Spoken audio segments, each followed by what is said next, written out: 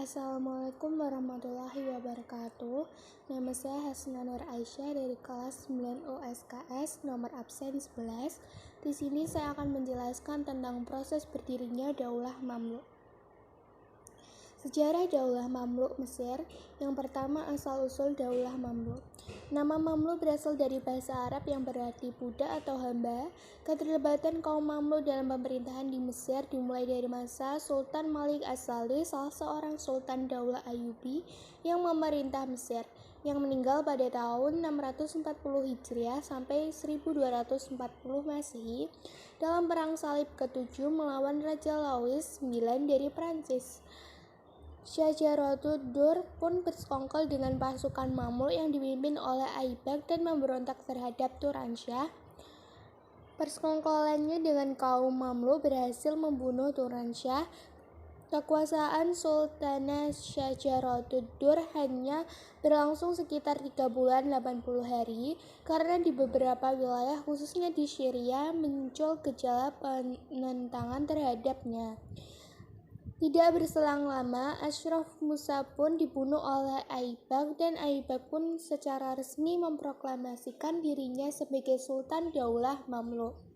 Dengan demikian, berakhirlah kekuasaan Daulah Ayyubi di Mesir, sehingga Daulah Mamluk mulai memerintah di sana dengan diawali naik tahtanya Izzuddin Aibak yang bergelar Al-Malik Al-Muridz. Yang kedua, pembagian Daulah Mamluk terbagi menjadi dua. Yang pertama, Daulah Mamluk Bahri pada tahun 648 Hijriah atau 1250 Masehi di Mesir berdiri Kesultanan Mamluk. Kesultanan yang pada awalnya terdiri dari para budak tersebut berasal dari bangsa Kipchak Rusia Selatan yang berdarah campuran antara Mongol dan Turki yang dibeli oleh Sultan Malikus Salih Najmuddin Ayyub dan Daulah Ayyubi. Yang kedua ada Daulah Mamluk Burji. Mamluk Burji atau dikenal juga dengan Mamluk Jarakisiyah adalah kaum Mamluk yang didatangkan oleh Sultan Qalawun yang ditempatnya di benteng-benteng yang bermenara Buruj. Oleh karena itu, dari kota ini mereka disebut Mamluk Burji. Pada awalnya Mamluk Burji didatangkan untuk menjadi pengawal keluarga Sultan, khususnya keturunan Sultan Qalawun. Selanjutnya mereka memperoleh kekuasaan yang besar seperti halnya Saifuddin Dahir Barkuk, seorang Atebik atau panglima perang haji yang saat diangkat sebagai sultan masih kecil. Oleh karena itu, saat haji diangkat sebagai sultan yang menjalankan roda pemerintahannya, Atebiknya adalah Barkuk. Sejak saat itu, Barkuk dianggap sebagai tokoh kaum Mamluk Burji yang mempunyai kedudukan yang sangat penting. Yang ketiga, para sultan Mamluk yang berpengaruh ada dua, yaitu Aibak. Yang pertama, Izzuddin Aibak adalah salah seorang dari 3 tokoh Mamluk yang merintis dan membuka jalan berdirinya Daulah Mamluk di Mesir pada awalnya. Dia adalah seorang budak yang dimiliki oleh Sultan Malik As-Saleh Najmuddin dari Daulah Ayyubi yang dikenal dengan Aibak Al-Turkmani. Pekerjaannya sebagai jazir atau pencicip makanan dan minuman sultan dengan pangkat khawanja atau akuntan sultan, yang selanjutnya diangkat sebagai komandan pasukan pengawal sultan. Yang B. Kutus. Meninggalnya Sultan Aibak menyebabkan terjadinya pergolakan di kalangan para tokoh Mamluk. Dengan meninggalnya Aibak, masih ada 2 tokoh yang berpengaruh di kalangan mereka, yaitu Mudaffar Kutus dan Baibars. Oleh karena itu, kedua tokoh Mamluk pun mulai berebut pengaruh. Hanya saja pengganti Aibak yang disepakati adalah putranya Nuruddin Mansur Ali yang masih relatif muda. Ternyata Sultan Mansur tidak mampu menjalankan roda pemerintahan sehingga Atabeknya Kutus ditunjuk sebagai penguasa pendamping. Yang C. Baibars. Nama lengkap Baibars adalah Muhammad Ruhuddin Baibars, seorang panglima perang yang perkasa dan seorang negarawan yang cakap. Dia berasal dari budak berlian yang dibeli saudagar Venezia dari pasukan Mongol di bandar Crimea, pesisir utara Laut Hitam, dijual kepada Sultan Kamil 1218 sampai 1237 Masehi di Mesir. Semenjak kecilnya diasuh dan dilatih hingga menjadi panglima yang perkasa. Yang D. Qalawun. Nama lengkap Qalawun adalah Mansur Qalawun dan ada juga yang menyebut Qalaun.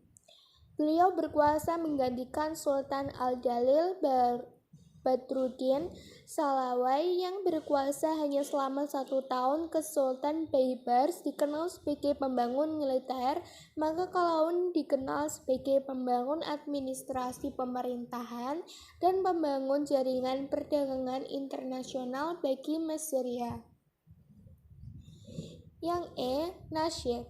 Nama lengkap Nasir adalah Nasir Muhammad bin Qalawun 696 Hijriah atau 1296 Masehi, pernah memegang tampuk pemerintahan selama 3 kali dan pernah diturunkan dan jabatannya sebanyak 2 kali. Pertama kali Nasir naik tahta pada tahun 693 Hijriah atau 1293 Masehi ketika beliau masih berusia 9 tahun sehingga dikudeta oleh Amir Zainuddin Kitbuga. Yang F. Barkuk. Nama lengkap Barkuk adalah Malik Dahir Saifuddin Barkuk, salah satu budak yang direbut oleh Sultan Qalawun untuk melayani keluarganya. Saat terjadi konflik terkait suksesi di tubuh kesultanan, Barkuk adalah seorang atebek yang melayani dan menjadi wali sultan yang masih kecil. Peradaban Islam pada masa Daulah Mamluk. Yang pertama, ilmu-ilmu keislaman.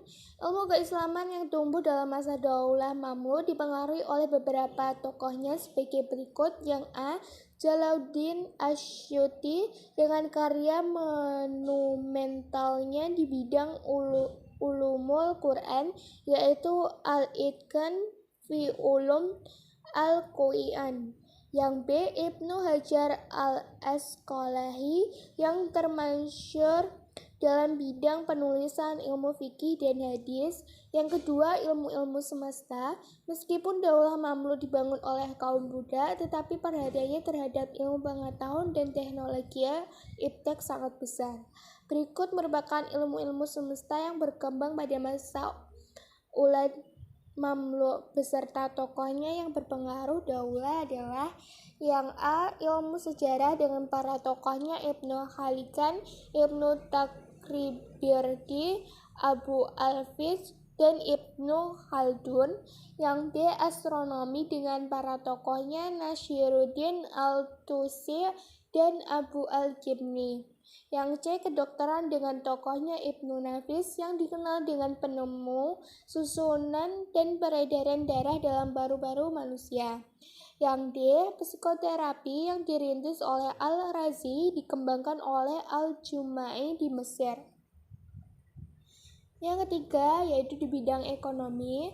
Dalam bidang ekonomi, Daulah Mamluk membuka hubungan dagang dengan negara-negara mancanegara, bahkan dengan negeri-negeri Kristen Mediterania, di mana terdapat kebijaksanaan pemerintah yang anti-Kristen.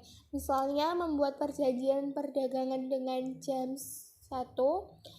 Dengan jatuhnya Baghdad, Kairo menjadi jalur perdagangan. Sebagai contoh adanya kerjasama dengan Charles dari Anjou, Raja Sisilia. Kairo menghubungkan jalur perdagangan Laut Merah dan Laut Tengah dengan Eropa. Yang keempat, yaitu bangunan fisik. Perekonomian Daulah Mamluk yang kuat mendorong pendirian bangunan-bangunan yang indah dan megah sehingga daulah ini betul-betul mengalami kemajuan di bidang arsitektur. Banyak arsitek didatangkan ke Mesir untuk membangun sekolah-sekolah dan masjid-masjid yang indah.